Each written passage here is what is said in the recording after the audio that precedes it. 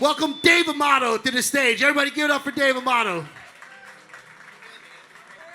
Everybody give it up for Frank Hannon. Give it up for Frank Hannon.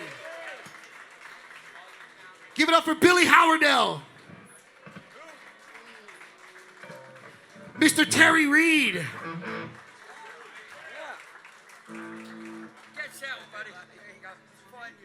Yes, and Mr. Damon Johnson. All right, so this panel is a little bit different than a lot of panels. We're going to talk about moments in time. We're going to talk about inspiration and what made them want to come down the rabbit hole that we call guitar playing. All right, so the first question is, before you were a guitar player, that moment in time when you were a wee little Frank Hannon, what was the song, the performance, the riff that made you want to pick up the guitar? Before I actually played guitar? Yes, before you played guitar. Wow, the riff. Well, gosh. Well, I remember being a little kid and hearing Santana for the first time. And when Carlos played an SG back in the day, that was my favorite Carlos sound, was when he was playing a Gibson SG. Yeah, I agree. And back then, you know, you didn't have MTV or whatever, so you couldn't really see. But I just was haunted by the way Carlos did this little...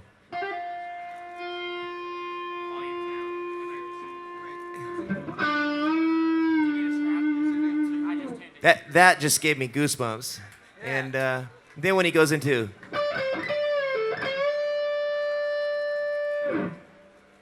That was it for me as a kid. When I was real little, I remember hearing that, and it freaked me out.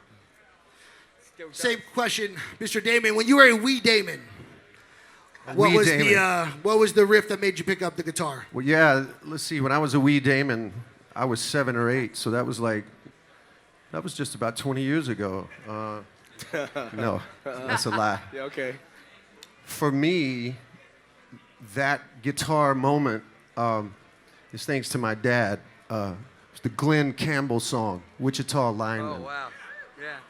You know, it had that baritone guitar solo. Jimmy Webb, Yeah, the great Jimmy Webb wrote that song. And, you know, I mean, I was literally 5 or 6 years old, you know, and I remember my dad walking through the house. Now, this would have been 1970, you know, and, you know, my dad, who's kind of a hillbilly, we all are, but he would play air guitar to that guitar line from Wichita Lineman. So I think that's when I sort of fell in love with the guitar, was just that idea of that riff.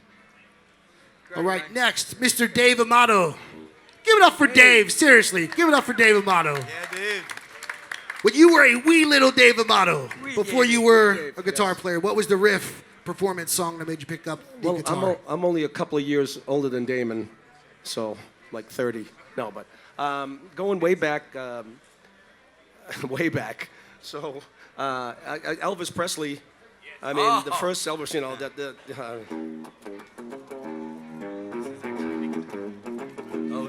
I first heard that and just went like, what is that? I want to do that. I want to do that riff.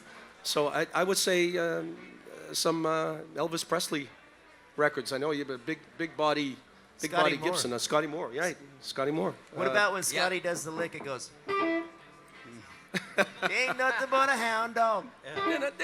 That's all it took. All the time. That's right. That's all it took was that. Scotty Moore. Yeah. I remember hearing that. Scotty Moore, the big body Gibson. Yeah. So I just went, yeah. P90s. I said, I want to be not P90s, right? Yeah. I said, I want to do that. How do you get that sound? I want to do that. So that was it for me. That was the start. Mr. Billy, when you were a wee Billy, what was the riff, song, or performance that made you pick up the guitar? Yeah, I grew up in northern New Jersey, not a lot of musicians around, and yeah, a couple of you. Yeah, so there was one kid that played guitar, so I just go to his bedroom, watch him practice, and just got kind of fed up with that and picked up the guitar. And I think that the inspiration for me was probably, I had this weird hybrid of interests, Blue Oyster Cult and The Cure, so somewhere in between, you know, That'll do it. Cities on Flame with rock and roll and Boys Don't Cry. There's something in there that made me want to pick up the guitar. The end. All right. And everybody, Give it up for Mr. Terry Reid. He's about to drop some real knowledge on us. Now we are going back. Yes. Gotta go back. No. Now it's interesting how you can go back, but it'll push you forward than you can imagine. Many of the songs back when I was a wee lad, wee Terry, as they say, were not. It was before people wrote their own songs, but there was a couple that did, and one song that stuck to me, and I couldn't get round it. Well, hello there.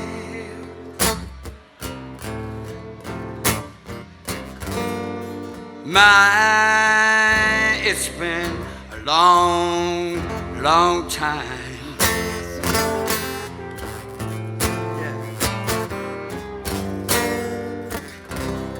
Tell me how am I doing?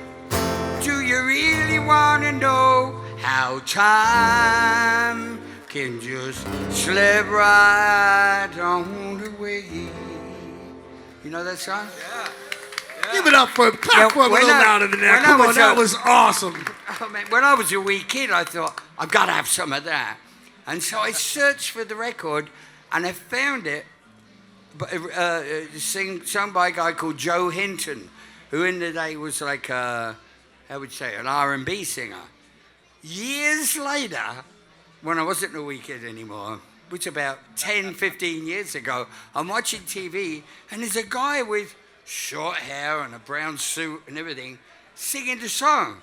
But he's also singing all these other incredible songs, and they announced him as Willie Nelson, who wrote that song when he was 17, right? Wow. If that doesn't depress you, nothing will.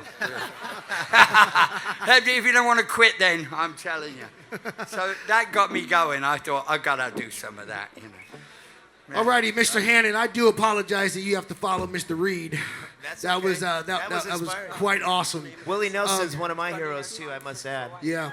So the second question is, so now you have your guitar, you've been playing for a little while.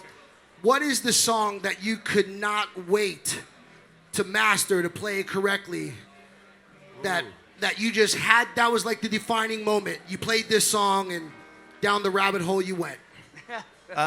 Okay. Well, I have to say, gosh, that's a crazy question. Last night I got to play at the Randy Rhoads tribute. Randy Rhoads, remember? Right. And obviously some of his licks were killer. But then we ran over to the Grove, to the Gibson party, and it was like, it couldn't have been more perfect. Because my friend and I, we walked in the front door, and what did we hear?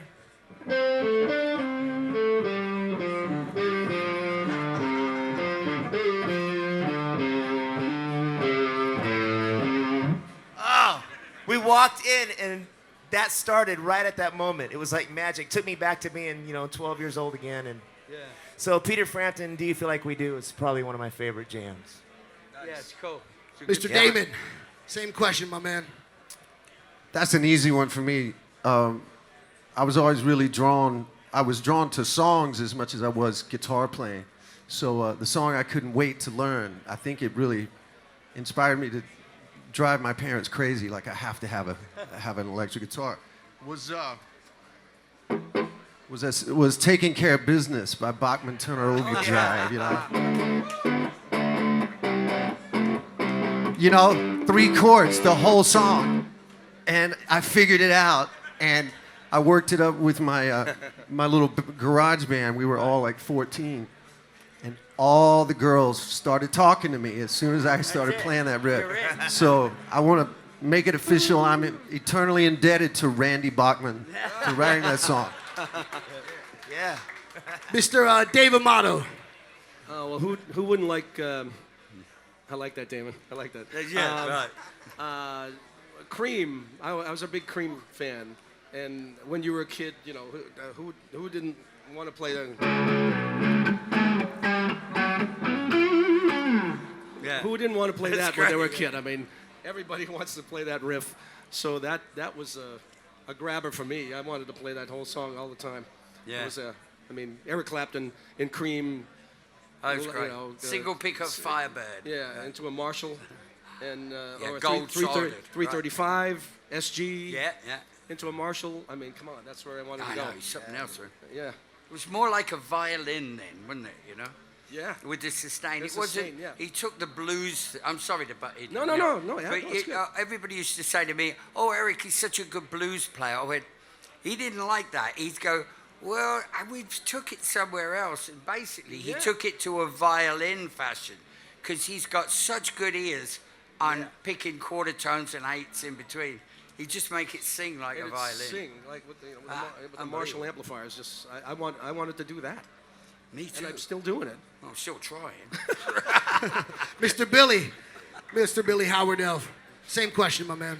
So once I started playing for just a little bit, I guess I caught the Randy Rhoads bug, and I don't know that I've ever mastered it, but Diary of a Madman, I think, was the, that was it was a fun challenge to try and, figure out how to do.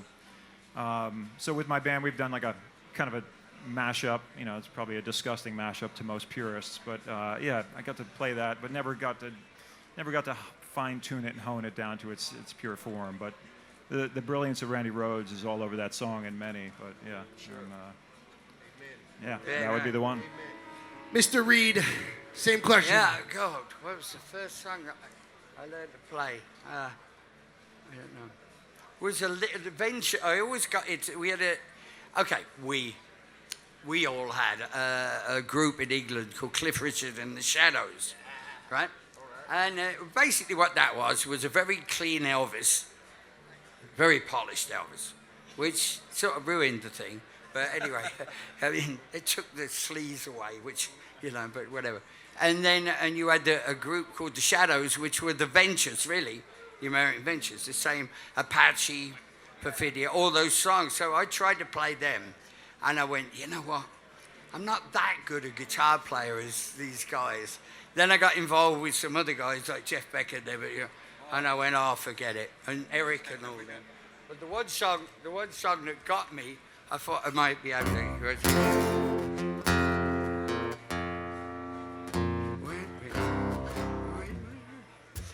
I had this song, and there was a guy in England who was adorable.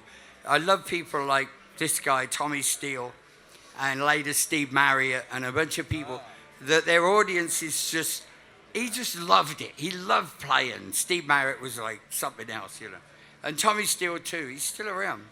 But he did a Guy Mitchell, Guy Mitchell did the original, then Tommy did it, and it was Marty Robbins wrote it, right? It was like, where? Yeah, where was it? Where? Well, I never felt more like singing the blues, but I never thought that I'd ever lose your love, dear. You got me singing the blues.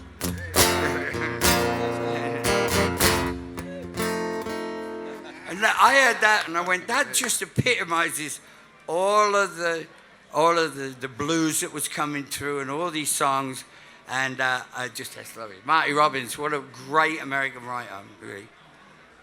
Well, honestly, guys, I can't think of a better way to end the panel. Give it up for our panel, talking about inspiration, Hey, guys. moments in time, why they do what they do. God bless you. I'm sure they'll be hanging out for a little while. Thanks, everybody, for coming to hear our panel about inspiration and moments in time. Shit.